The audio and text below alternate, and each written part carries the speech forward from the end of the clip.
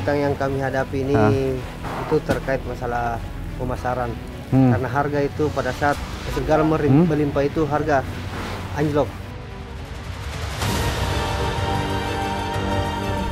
Orang susah karena di sini memang murah harga Ini tersedianya air tawar di Pulau Satando ini membuat ibu-ibu di sini membeli air tawar di Pulau Sabutu.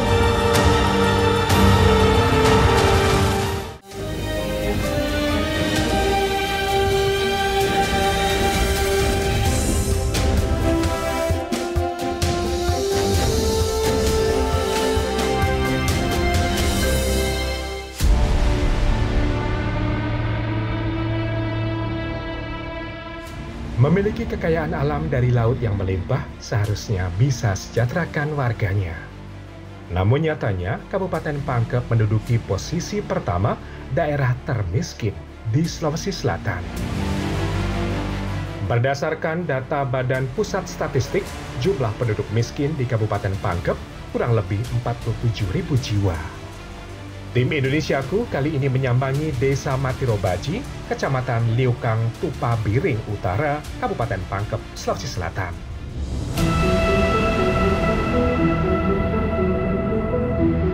Kami memulai perjalanan dari Dermaga Macinibaji. Dermaga ini salah satu penghubung antar pulau-pulau di Kecamatan Kepulauan. Sekarang saya sedang berada di Pelabuhan Macinibaji dan akan berangkat ke Pulau Matirobaji. Namun saya tidak akan sendiri, saya akan bersama dengan ibu-ibu yang sudah berbelanja hari ini. Tidak adanya pasar dan persediaan sembako semakin menipis membuat warga Matirobaji terpaksa harus belanja ke pasar yang terletak di Pulau Utama. Terletak kurang lebih 1 jam dari Pangkep menggunakan perahu motor. Warga sulit mendapatkan akses transportasi menuju daratan utama maupun pulau lain. Maka tidak heran, roda perekonomian pun berjalan sedemikian lambat di sini. Kalau ibu biasanya rutinitasnya belanja ke pasar seberapa sering sih? 2 kali 1 minggu. Kenapa kok 2 kali 1 minggu, Bu? Soalnya pasarnya dia pakai jadwal. Oh, jadi nggak setiap hari buka? Tidak setiap hari buka. Kenapa kok ibu nggak stok aja? Takut busuk, Pak. Takut busuk ya? Iya, kalau banyak. Tidak hanya transportasi laut, warga pun juga sulit mendapatkan garam krosok yang digunakan para nelayan untuk mengawetkan ikan hasil tangkapan mereka. Sebelum kami melanjutkan perjalanan ke Desa Matirobaji, terlebih dahulu saya membantu petani garam di Desa Bontomanai untuk membuat garam krosok. Dan inilah lahan garam milik Pak Erwin. Lahan seluas 3 hektar bisa menghasilkan 1.300 karung dalam 1 bulan, dengan berat kurang lebih 67 ton dalam sebulan. Setelah proses pemanasan air selama 4 hari, bentuknya garam sudah menjadi kristal seperti ini. Nah, ini berarti tandanya sudah siap untuk dipanen.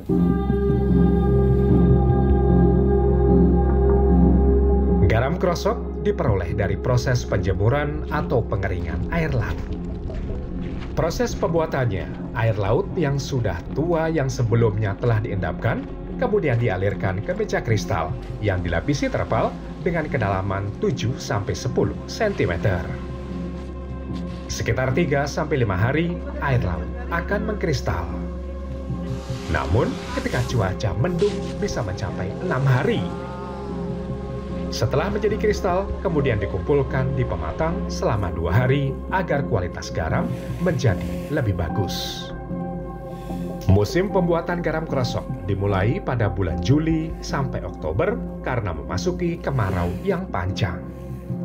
Saat ini sudah melalui proses pengeringan tadi selama 4 hari dan saat ini sudah siap dikumpulkan lagi untuk masuk ke proses pengarungan. Setelah terkumpul, garam kemudian kami bawa ke tempat pengarungan.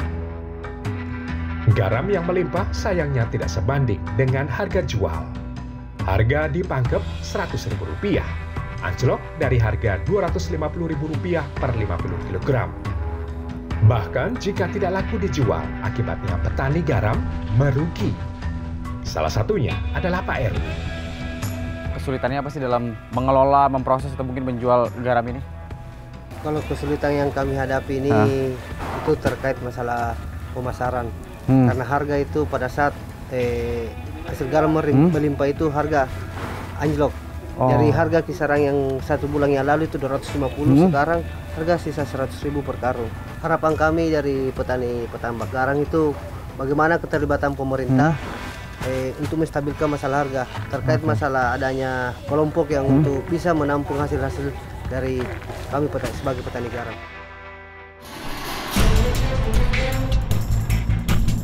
Setelah mengikuti kegiatan petani garam, kami melanjutkan kembali perjalanan menuju desa Matiro Baji.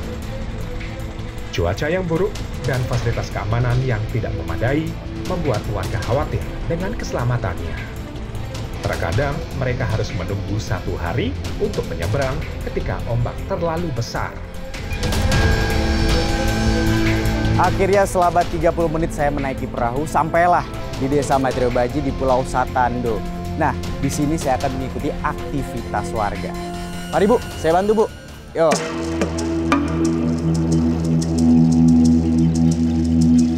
Tidak hanya penjualan garam yang sulit, ongkos ke pulau yang sangat mahal karena sulitnya mendapatkan perahu motor. Sehingga harga garam bisa naik hingga 50%. Para nelayan hanya bisa berharap kepada pemerintah untuk mengatur ketersediaan garam dengan harga yang terjangkau, sehingga bisa mengawetkan hasil laut mereka.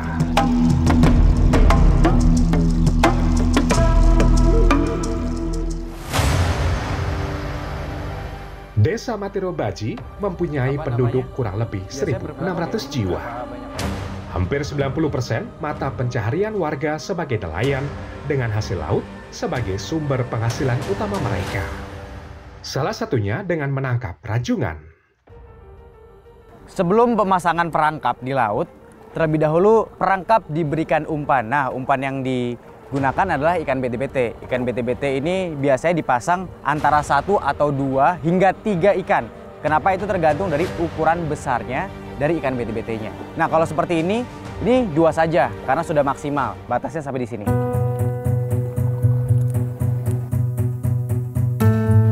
Ikan bete-bete lebih disukai para nelayan. Selain mudah didapat, harganya pun lebih murah daripada ikan lain. Alat penjepit terbuat dari bambu. Biasanya warga menyebut pentok. Satu pentok berisikan 1 hingga 3 umpan tergantung dari ukuran ikan. Dan jumlah pentok biasanya dibuat berdasarkan perangkap yang tersedia.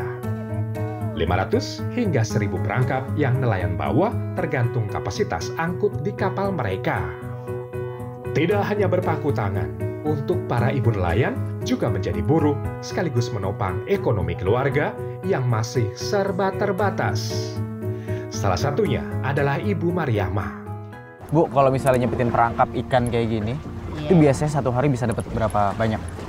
Iya biasanya kalau punya banyak sampai 500 Pak, dapatnya 15.000. Tapi kalau kami mampu untuk saya mampu untuk mengerjakan sampai 700-800, dapatnya cuma 20.000. Itu 20.000. Nah, Ibu sebulan berarti kisaran dapat berapa banyak, Bu? Biasanya kita dapat kadang 300-500.000. Dengan uang 300-500.000 cukup untuk memenuhi kebutuhan sehari-hari? Iya tidak mungkin cukup lah, karena kita tahu sekarang kan barang-barang pada naik, susah mana beras mahal. Iya harapan kami tuh kami rakyat kecil begini sangat mengharapkan bantuan dari pemerintah untuk kedepannya masa depan kita, untuk anak-anak keluarga. Semoga pemerintah memperhatikan nasib warganya begitu. Ada bantuan berupa modalkah untuk kita usaha menambah penghasilan, membantu suami begitu. Apa lapangan kerja yang bisa memadai untuk kita kerjakan, yang penghasilannya lebih besar lagi, banyak lagi.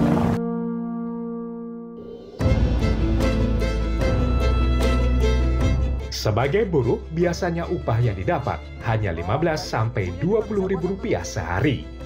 Namun, penghasilan ini tidak setiap hari didapat. Dan mereka hanya bisa pasrah, menunggu panggilan pekerjaan kembali. Setelah semua selesai, umpan kami bawa menuju perahu. Saya bersama nelayan lain bertolak menuju tengah laut memakai perahu motor. Biasanya para nelayan berangkat untuk memasang perangkap rajungan jam 4 sore. Menurut nelayan, rajungan biasanya banyak ditemukan di perairan laut yang dangkal sekitar 7 meter. Setelah kurang lebih menempuh jarak 10 mil menggunakan perahu ini dari dermaga, sekarang kita sudah sampai di tempat lautan yang dalamnya kurang lebih 7 meter dan kita sudah siap untuk memasang perangkap untuk menangkap kepiting ranjungan.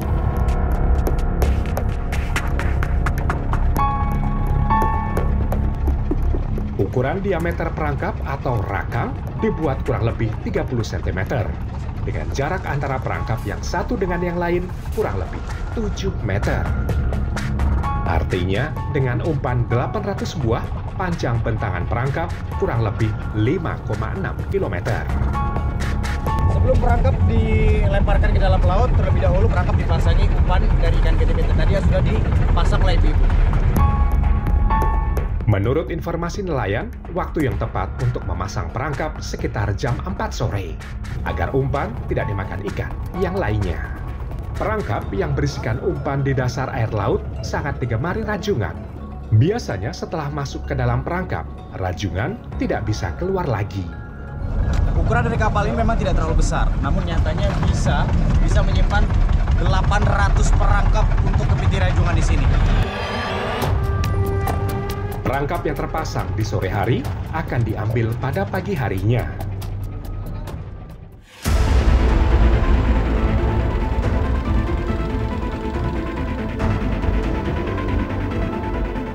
Hari ini kami kurang beruntung. Hasil tangkapan rajungan hanya sedikit. Padahal risiko perangkap rusak sering dialami para nelayan. Mulai dari terbawa ombak, tersangkut batu karang, hingga digigit pemangsa lain yang membuat para nelayan gagal membawa hasil tangkapan. Rata-rata para nelayan bisa menghasilkan 3-10 kg rajungan. Proses penarikan perangkap bisa dilakukan antara jam 2 hingga jam 3 pagi karena rajungan termasuk hewan nokturnal atau hewan yang aktif di malam hari. Satu perangkap bisa terisi 1-4 rajungan, namun tidak semuanya terisi. Sudah menarik perangkap dari pukul jam 2 tadi, namun ternyata tidak semua perangkap mendapatkan kepiting rajungan. Misal seperti ini. Ini adalah kepiting biasa yang mana ternyata tidak laku di pasaran, maka akan dikembalikan lagi ke dalam lautan. Kepiting dan rajungan adalah dua hewan bercapit yang sekilas memiliki tampilan yang mirip. Padahal kedua hewan bercapit ini justru memiliki perbedaan. Antara lain, kepiting bisa hidup di darat, sedangkan rajungan hanya bisa hidup di air laut. Namun, warga biasa menyebut hewan rajungan dengan nama kepiting rajungan. Kepiting dan rajungan menjadi salah satu dari sekian banyak komoditas ekspor utama perikanan Indonesia. Namun sayang, hasil yang diperoleh warga di Desa Matirobaji justru menurun. Hal ini karena pengambilan ikan BT-BT secara masif dan tidak terkontrol. Akibatnya, nelayan kesulitan mendapatkan umpan untuk pergi melaut. Dalam satu hari bisa dapat berapa, Pak? Berapa banyak kepiting? Berapa biasa dapat 7 kilo, 10 kilo tergantung dari cuaca. Kalau misalnya yang cuaca buruk, besar ombak, tidak bisa di laut. Untuk harapan Bapak sendiri ke pemerintah, mungkin mau minta bantuan atau apa Pak? Ada nggak? Minta tali, terus rakang, mesin juga lagi. Oke. Dari pemerintah tuh biasa ada bantuan dari mesin. Tidak adanya biaya operasional cari rajungan membuat nelayan terpaksa meminjam uang dari pemodal sehingga nelayan tidak memiliki kekuasaan penuh dalam menentukan harga rajungan. Akibatnya nelayan hanya bisa pasrah menerima harga yang ditetapkan dari pemodal. Mereka berharap adanya keterlibatan pemerintah untuk bantuan modal, agar ada peningkatan perekonomian keluarga bagi para nelayan Matiro Baji. Setelah seluruh perangkap terkumpul, kami akan bertolak kembali ke Pulau Sapuli untuk dijual ke pengepul.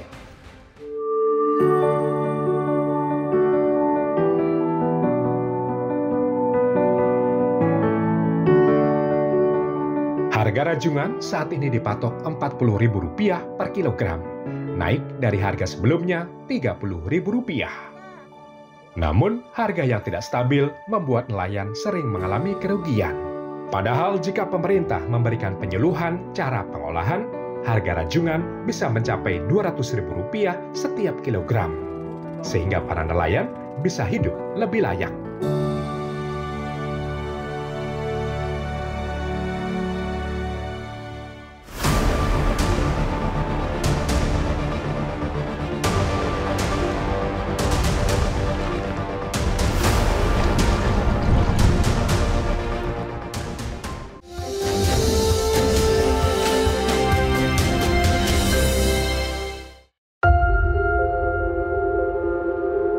Terletak di sebelah barat Kabupaten Pangkep, Desa Matiro Baji memiliki 3 pulau, yaitu Satando, Sapuli, dan Saugi.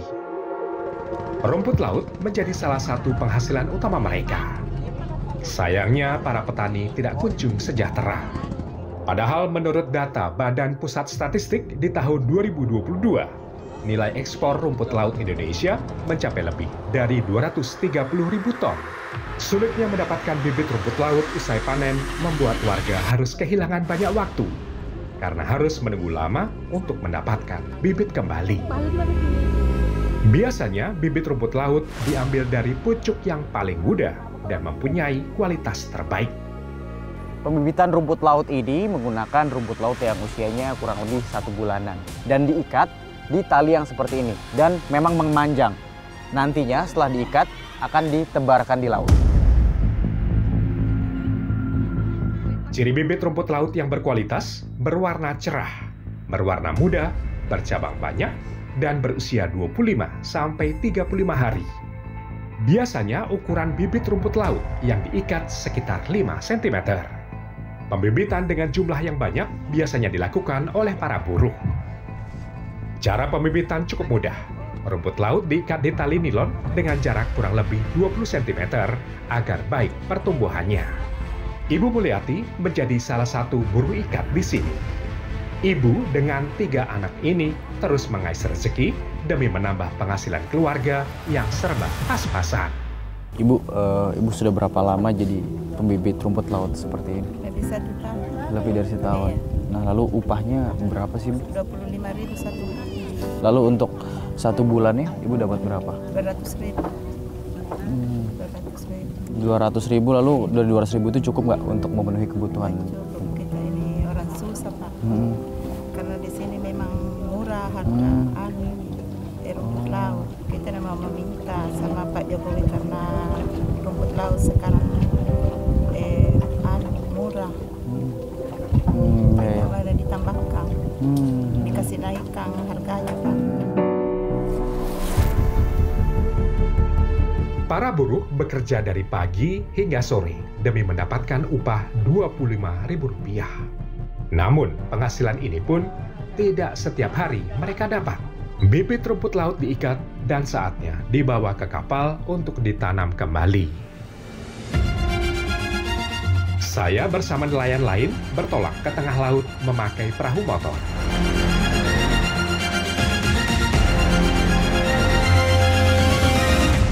Biasanya para nelayan berangkat jam 7 pagi ketika air laut tenang. Butuh waktu sekitar 30 menit menuju tempat penanaman rumput laut yang berjarak sekitar 7 mil dari pulau. Akhirnya setelah setengah jam perjalanan menggunakan perahu ini, sampailah kita di tempat untuk memanen rumput lautnya. Sebelum memanen, terlebih dahulu kami akan menanam bibit rumput. Waktu penanaman rumput laut biasanya dilakukan ketika pagi hari, agar mudah mengikat di tali pondasi karena air laut belum berombak. Proses pemasangan bibit rumput laut ini memang dikaitkan pada tali-tali yang memang sudah ada di sini. Dan sebagai tanda-tandanya itu ada beberapa botol-botol air mineral yang memang dipasang gunanya supaya rumput laut ini tidak tenggelam ke dalam. Cara menanamnya. Ikat untayan bibit rumput laut di tali pondasi sepanjang 50 meter yang telah dibuat sebelumnya. Dan setiap tali pondasi diberikan pelampung agar kestabilan bibit pada kedalaman 10 cm di bawah permukaan air laut tetap terjaga. Pemilihan waktu pagi hari agar tidak langsung terpapar terik matahari yang berakibat memperlambat pertumbuhan rumput laut. Untuk proses pemasangan rumput laut ini memang dibiarkan di ujung sana diikat, lalu sisanya yang lain diatur sedemikian rupa supaya tidak kusut. Kemudian ini nanti panjangnya kurang lebih tali ini, satu tali bisa 15 sampai 20 meter.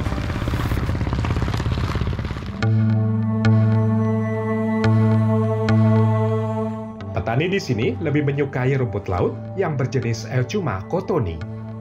Di samping mudah dipelihara, rumput laut jenis ini memiliki nilai ekonomis yang lebih tinggi karena bisa dipanen 1 bulan sekali. Luas lahan yang dibuat di sini berukuran panjang 90 meter dan lebar 60 meter dengan jarak antara bibit yang satu dengan yang lain sekitar 1 meter agar nutrisi yang terserap tercukupi sehingga pertumbuhan rumput laut bisa maksimal. Usai menanam bibit, saatnya kami panen rumput laut. Ini adalah proses untuk mengambil hasil panen rumput laut yang sudah ditanam. Ini kurang lebih 1 bulan usianya. Memang secara ukuran memang lebih besar. Dan dalam proses penarikannya ini cukup berat ya, karena panjangnya kurang lebih ada 5 meter.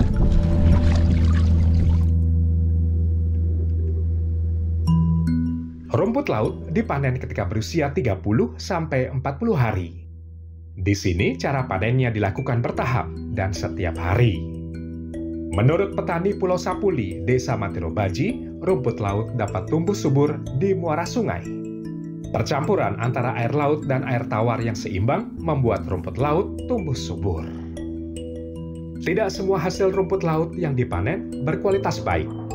Faktor cuaca, arus air laut, dan kondisi air sangat menentukan pertumbuhan rumput laut. War jam 2 siang sebentar lagi. Buka Tokopedia sekarang. 3, 2, 1.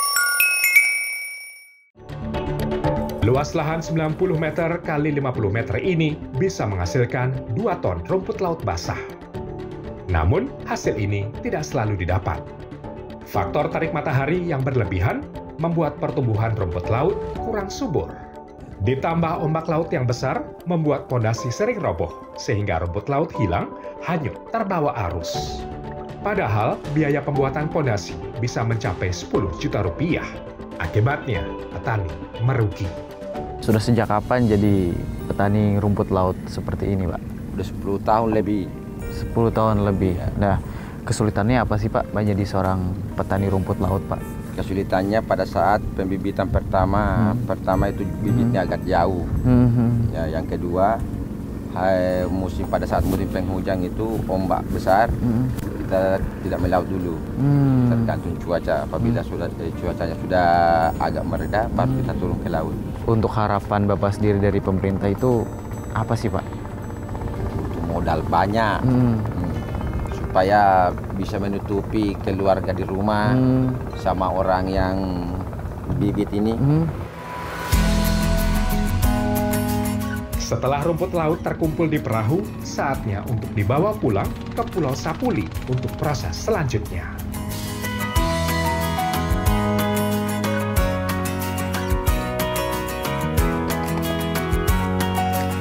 Sebelum proses pelepasan dari tali, rumput laut ditarik dari perahu menuju daratan. Ternyata tidak semudah yang saya rasakan. Rumput laut yang masih basah cukup berat, sehingga saya harus mengeluarkan tenaga ekstra untuk menariknya. Sekarang setelah dipindahkan dari perahu ke daratan, langsung dicopot dari talinya menggunakan ini. Menggunakan capitan dari kayu yang sudah ada di sini, lalu tali dimasukkan di tengah-tengahnya dan ditarik. Untuk mengangkatnya saja dari perahu ke daratan itu sudah cukup berat, ditambah lagi dengan seperti ini. Ini kalau kita tidak jaga jarak, bisa kotoran masuk ke dalam mata.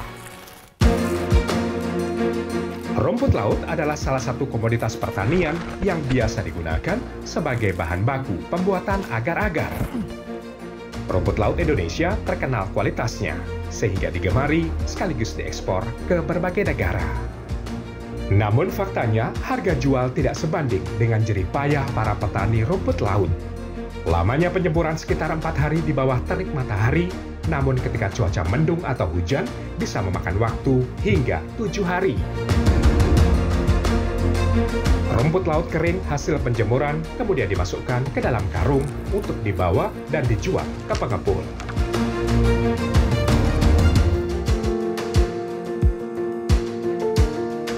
Harga rumput laut kering dipatok Rp16.000 di pengepul lokal, anjlok dari harga Rp40.000 per kilogramnya.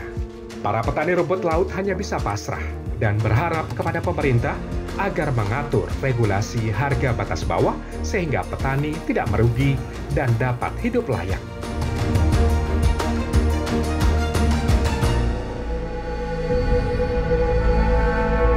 Tidak hanya sulit menjual hasil laut mereka, air tawar pun sulit didapat di tempat ini. Tidak tersedianya air tawar di Pulau Satando ini membuat ibu-ibu di sini membeli air tawar di tempat lainnya dengan cara membawa jerigen seperti ini. Beli airnya di sebelah mana, Bu? Di Pulau Sabuto. Oke, kalau gitu ke jalan ya, Bu. Terletak di ibu kota kecamatan Liukang, Tumpah Biring Utara, Pulau Sabutung menjadi tempat paling dekat untuk membeli air tawar.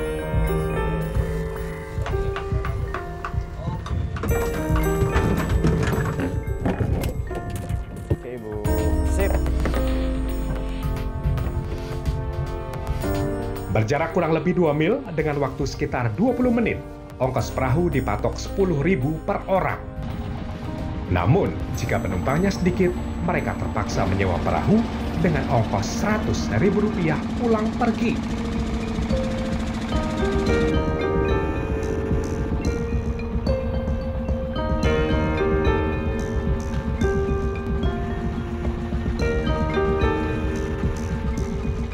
Akhirnya sampai juga di Pulau Sabutung. Ini adalah pulau di mana ibu-ibu ini akan mengambil air tawar yang bersih, yang siap untuk digunakan masak. Belum adanya tata kelola air yang baik membuat warga sangat kesulitan mendapatkan air tawar. Mata air yang mereka gali hanya bisa untuk kebutuhan mandi dan mencuci saja karena berupa air payau.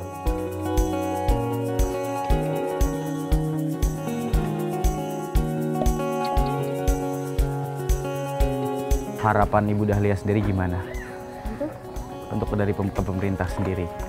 Ya, minta bantuan untuk modal cergen lah, untuk turun pipa ke sana kan belum ada modal. Selama-lamanya ini beginilah, Pak. Ya, jadi itulah harapan dari Ibu di sini, memang berharap supaya dapat modal untuk bisa dapat jerigen agar bisa lebih banyak lagi membantu warga-warga sekitar yang tinggal di sini untuk mendapatkan air tawar yang bersih. Setelah jerigen penuh, kami membawanya untuk diangkut kembali ke Pulau Satando dengan menggunakan perahu motor.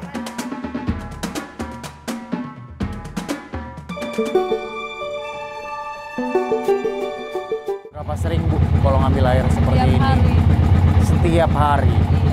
Nah, kesulitannya apa sih, Bu, yang Ibu rasakan waktu ngambil air kayak gini? Naik kapal, belum sewanya, belum antarnya ke rumah orang, mana kencang angin, ombak juga besar. Harapan aku semoga airnya cuma ada di kampung, jangan cuma di kampungnya orang aja air tawarnya, air bersihnya. Harus ada juga di Pulau Satando. Warga pun sering kesulitan ketika pulang pergi dengan menggunakan perahu.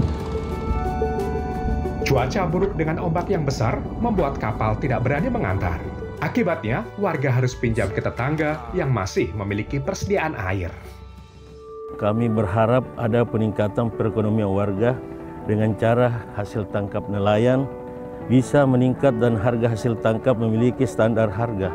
Oleh karena itu, dibutuhkan regulasi dari pemerintah daerah untuk mengatur standar harga tersebut. Selanjutnya, harapan kami adalah harapan yang selaku pemerintah desa berharap ada transportasi khusus untuk anak-anak sekolah yang akan menimba ilmu di daratan. Dan ada perbaikan dermaga yang bisa kapal-kapal nelayan tidak lagi terganggu ketika air surut.